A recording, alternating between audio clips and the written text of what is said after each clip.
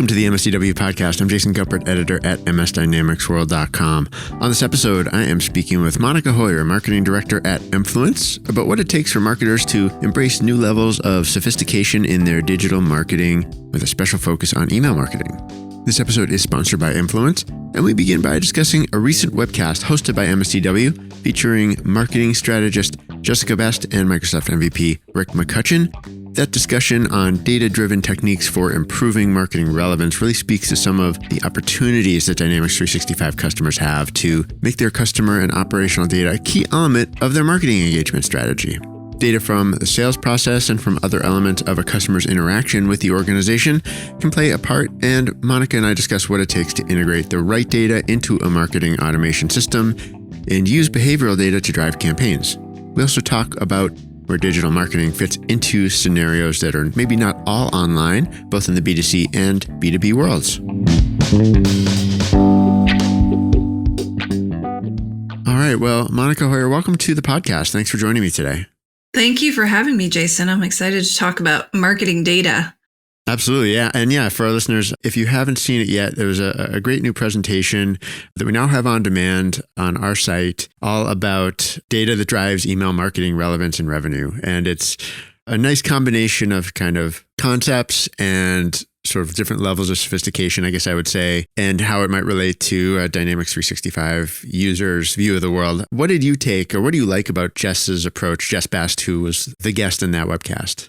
One of the things I really like about it is that she really goes step by step of what you need to cover, what you need to think about first, and then how to follow that through all the way through to an execution of a marketing program. And then what's beautiful about that is that should then inform what you start to do all over again. And it's just a repeatable process, and it's just cyclical.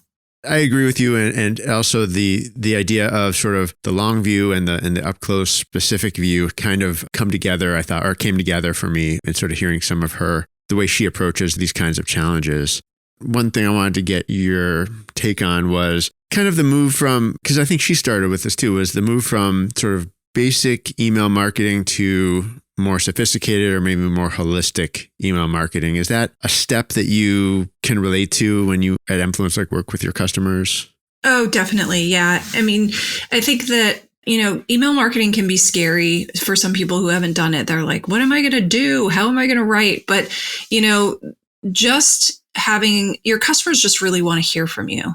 And so just getting something out there is a step in the right direction. And I talk about email marketing a lot. I've been in the space for a long time, and it can be scary. It can be daunting. But then as you start to get more savvy, you can really kind of pull out all the punches and do some really extraordinary things like what Jess was mentioning with the Winnebago campaign. But it really starts with just getting something out there to begin with, to start to gather that data so that you have some information and you can really execute on different parts of your marketing from just basic information like a first name, as she mentioned, kind of close to the end of that conversation that she had with Rick McCutcheon. Yeah, seems like there's different ways for people within an organization to maybe start identifying these gaps, or, like you said, we've started with something very basic, which is a good start, but hey, we have all this data. We know people's names who have visited us, who maybe have bought from us before. How do we start incorporating that into our marketing campaigns? And right. That really can kick off a whole conversation, I imagine, inside of an organization. Oh, yes. Yeah. And we talk about that a lot at emfluence too, about customer journey and really how understanding what people are consuming on your website or in your marketing materials, how that really informs where they are in the buying process and how you can then start to go after those people more effectively, because you know where they came from and what they were looking for, and then whether or not they closed or bought, whatever you want to call that term within your organization. But just starting with the tiniest little bit of data to start to personalize the information that you're sending out and customize it is really super important. But as you said, Jason, just gathering a tiny little bit of data is worth it rather than not gathering anything at all. Sure. And when it comes to data, and I think for this audience, and I think I got this a bit from sort of hearing Rick's questions and also his sort of responses to what Jess was sharing. Anyone who's familiar with sort of the Microsoft Biz Apps space, there's obviously a lot of data in these enterprise systems that relate to marketing automation and that could inform, have the potential to inform marketing strategy, to inform specific campaigns, even whether it's, and there's such a range, right? It's everything from sales, CRM related data to, order management and customer service it could be all sorts of things. And it's exactly really, it's a question of sort of where you perhaps start and what teams want to get out of the systems, right? Yeah. And what I tend to think about is what is your end goal? What are you trying to achieve? And how does that then relay back to, if I want to achieve X, what's the information that I need to gather in order to get there? And so then that really informs kind of the process in which, how am I going to get this data? Is it a zip code because I want to do targeted regional campaigns? Well, zip code is a data overlay. And so that's a fairly simple thing to gather. You can get it from a third-party source. But if you wanted to do a personalized campaign where you're talking about orders or first name or birthday or any of those types of anniversary of when, you first engaged with the brand, someone first engaged with a brand, that's going to be, I need to then reach out to the customer. So really understanding what that end goal is and then working backwards to gather that data, whether it's internally or externally, working with your internal teams, coordinating with an external vendor, whatever that might be, to get that information. Mm-hmm. Just as you were talking there, I just thought about a bit of a callback to an earlier webcast that the Emfluence team hosted with us in talking about data and these opportunities to kind of better use it or use it more holistically. I mean, that's the kind of thing that I think should get a lot of Microsoft partners, if any are listening to this, a bit excited about what they can really do for their customers with the kind of data and the kind of processes that they're perhaps already putting in place, like I said, through sales or through, an ERP solution that perhaps is connected over via Dataverse. Those are perhaps reasons why partners should be excited about marketing automation possibilities. Oh, for sure. And because so much of that data that's in CRM can be pushed to a marketing automation platform. And as a result of that, then you can really start to customize those communications. The beautiful thing about that is that when you do have that communication between the systems, Jason, you can very easily then push the information from your marketing automation platform also over to CRM, which helps that sales team then have data at their fingertips when they get on the call with the prospect or the customer or the lead. It not only helps the sales team, but hopefully your customer success team is also using your CRM. And so then when we really look at an entire customer journey, the marketing team is gathering data that then informs the sales team that goes into CRM. And then if your customer success team is also using the same CRM, then they have all of this information about the entire journey, and they can start to talk to them about their loyalty phases and really making them advocates for your brand. So when we start to see those systems working together, it really creates this holistic picture of customer journey and how all the teams can get involved and really keep those lines of communication open. Another point that was raised that Jess talked about, I think it was specifically about the Winnebago case, like you mentioned, was some of the data analysis that had to take place to sort of design some of the campaigns. And if it wasn't them, it was maybe another client of hers. But I mean, she made the point that, you can do some pretty useful analysis just with fairly straightforward, Excel reporting skills as sort of a baseline and just maybe building some pivot tables across your data to just get a sense of how you might segment or how you might, break down different kinds of campaigns, right? And it just struck me that that's such an interesting point that, for all the, obviously look at what Microsoft and maybe other large vendors, they love to talk analytics and the most sophisticated and latest analytics, but it's not always the case that has to be a component of some pretty effective campaigns. Do you have any other perspective on that?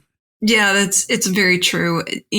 throughout all of my years doing marketing, marketers are scrappy, and we can come up with some pretty creative ways to get the data that we want into the format that we need it in order to do either analysis or prove our point.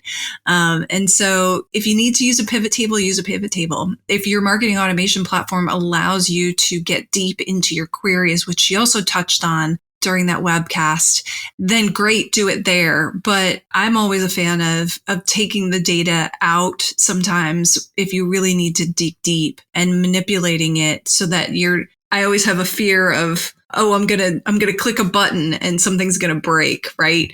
And I think that a lot of people have that fear sometimes, but pulling it into an Excel database where you can just query the data however you need to, manipulate it, whatever the way that will help you tell the story using a pivot table, even just using filters, drop down filters to inform the message or the findings that you're trying to prove out.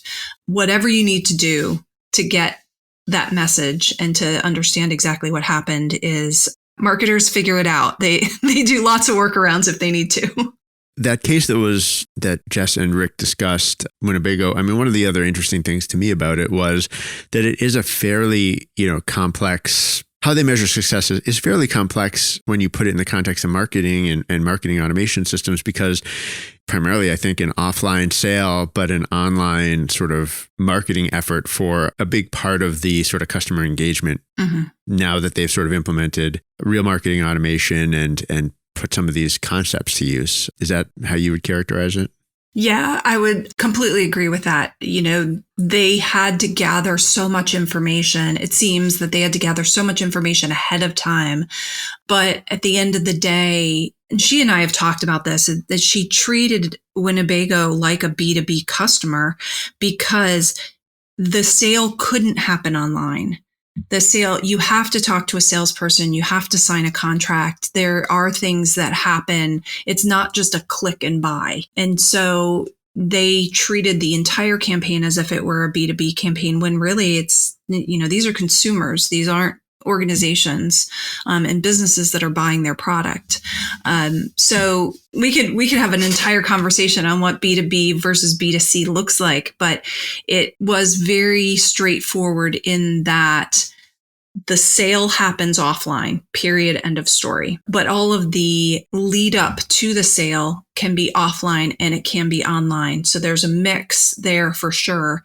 But they did a lot of their nurturing because people are on their email, on their computers. There was a lot of nurturing that was done in the inbox, really. And that helped them convert these folks to sales, which, we saw in that chart where things kind of just blew up. I think she said tripled in the weeks following and then netted out to about a double increase in sales, steadily kept it at about twice what they had been doing prior. So that's kind of amazing that you could not necessarily fully attribute it to email, but email definitely played a part in helping that revenue jump happen.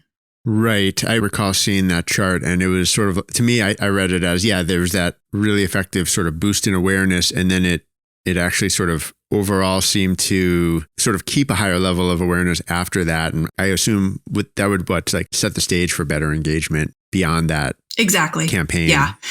And I mean, in marketing, is the awareness piece is really hard, always hard to measure. But the fact that they were able to measure it, and awareness leads to sales. And so that's, I think, what she was trying to prove there is that, we made people more aware of everything that was available for Winnebago customers. And they not only bought, but they continued to buy from us. And that point about sort of B2C luxury goods kind of, or I'm not sure if you classify it that way, but high ticket price purchases with a long sales cycle like that being similar to a more of a B2B engagement. It's really interesting. I hadn't quite thought about that, but I think I can see the parallels, especially in how you might design your marketing automation approach. Yeah, exactly. And she and I, like I said, had quite an extensive conversation about this. And, I've worked for B2B companies whose customers actually functioned more like B2C customers. They wanted that hand-holding. They wanted that communication, constant communication. Whereas, B2B customers really want to be able to gather all their information on their own without help. So those definitions of B2B versus B2C, we all probably have different definitions of what they are. As I said, we could have an entire conversation just about that.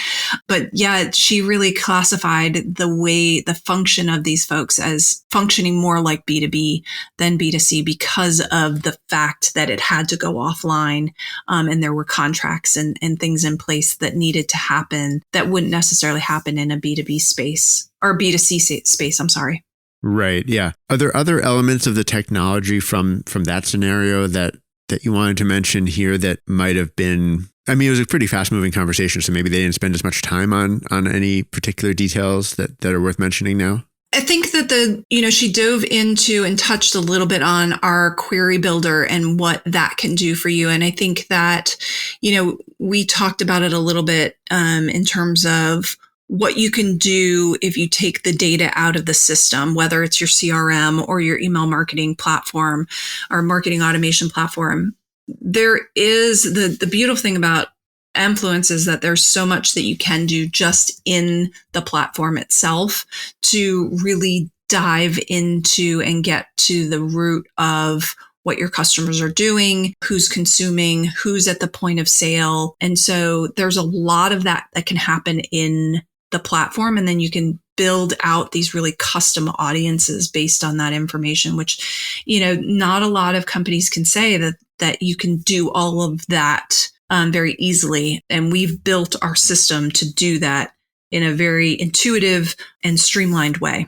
Yeah. Anything else you wanted to add? I mean, it was again, I really encourage our listeners to check it out. It's a pretty interesting and fast-paced presentation and conversation between Rick and Jess. Anything else you would add before we wrap up?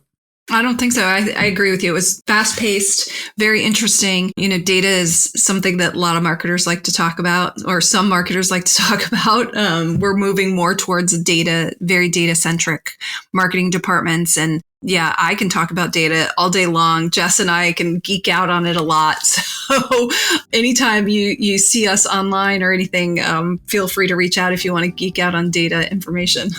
All right, count me in. Awesome. Yeah. Thanks so much, Monica. It was fun talking to you today. I appreciate it. I appreciate it, Jason. This has been another episode of the MSDW podcast. My thanks once again to Monica for joining me today. You can check out the recording of the session that we referenced today between Rick McCutcheon and Jess Best. It is on MSDW and the link is in the show notes. And that's it for this episode. If you want to get in touch with me, you can reach me by email, jgumpert@msdynamicsworld.com. For all of our updates, please do follow us on LinkedIn and on Twitter. Until next time, this is MS Dynamics World, signing off.